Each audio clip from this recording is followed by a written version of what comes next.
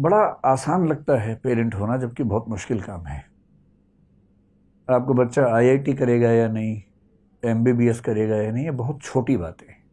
कर लेगा तो अच्छी बात है, ना करे तो कोई बुरी बात नहीं है, सामान्य सी बात है। पर आपकी संतान, आपका बेटा या आपकी बेटी एक कायदे का इंसान बनेगा या नहीं, ये ज़्यादा बड़ी बात है। और कायदे का इंसान बनाना पेरेंट्स की प्राथमिक जिम्मेदारी है, जिसमें हम में से अधिकांश लोग पूर्णतः सफल नहीं होते। मैं भी शायद नहीं हो पाऊँ। मतलब मैं ये दावा नहीं कर रहा कि मैं तो बहुत महान हूँ और आप थोड़ा सीखें। हम सब की वो स्थिति है, हम सब की वो समस्या है। तो जिन चीज़ों से बचाना ज़रूरी है अपने बच्चों को, उनमें से एक समस्या का नाम है नार्सिसिज्म। नार्सिसिज्म के लिए हिंदी का एक शब्द होता है जो उसके काफ़ी नज़दीक है, उसे कह सकते हैं आत्ममुग्धता। अब शायद आपको लगेगा अच्छा ये बात है, अब समझ में आ गई बात। आत्ममुग्ध होना होता है, छोटे बच्चों में टेंडेंसी ज़्यादा दिखती है, क्योंकि छोटे बच्चे ईगोसेंट्रिक होते हैं। ईगोसेंट्रिक का मतलब दुनिया के सेंटर में खुद को रख के जीवन को देखते हैं। एक शब्द आपने सुना होगा जिसको बोलते हैं सेल्फ कॉन्फिडेंस। और आप ये भी जानते हैं कि हर पेरेंट्स चाहते हैं कि उनके बच्चों में आत्मविश्वास होना चाहिए। ठीक भी है, आत्मविश्वास होना भी चाहिए। कई बार ये समझ नहीं आता कि आत्मविश्वास की रेखा कहाँ खत्म होती है और आत्ममुग्धता कहाँ से शुरू हो जाती है।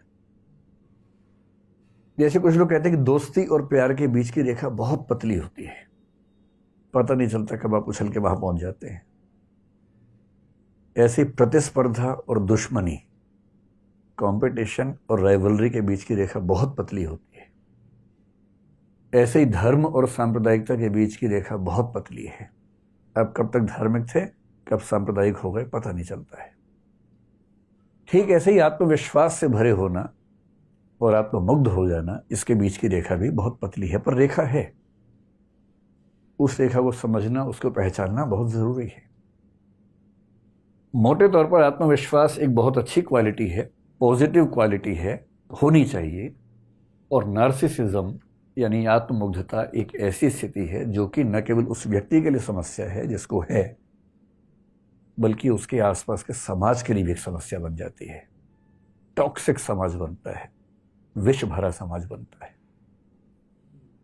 तो समझेंगे, बहुत प्यार से समझेंगे, मोहब्बत से समझेंगे, एग्जाम्पल से समझेंगे, फिल्मी गीतों से समझेंगे कि ये क्या है, और फिर चेक करेंगे कि हमारे अंदर है कि नहीं है।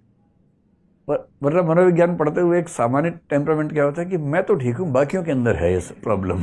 और मजे की बात है, बाद में समझ में आता है कि नहीं, मैं भी ठीक नहीं हूँ, मेरे अंदर भी है।